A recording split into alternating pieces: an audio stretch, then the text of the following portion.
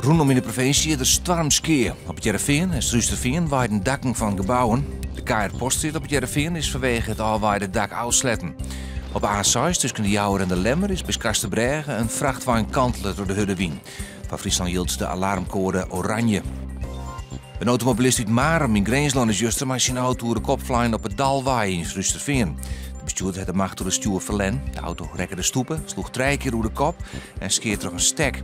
De automobilist is maar de schrik vrij aan. De auto rekken zwiers kan sharen. Een ontsnappingsroute dwars door het Friendship Bolwerk werd te gonkelijk maken. Niet om een tunnel uit de Spaanse tijd, vertrok mensen de stad in en uit kon, had de stadspoorten dicht weer.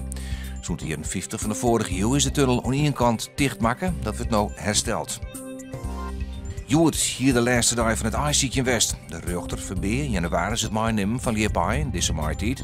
De is feitelijk de naisvark voor het dadelijk ziek begon. Bij het BVW binnen dik 2000 Liepaaienesten registreerd. Dit hier is aan het registratiesysteem voor het eerst.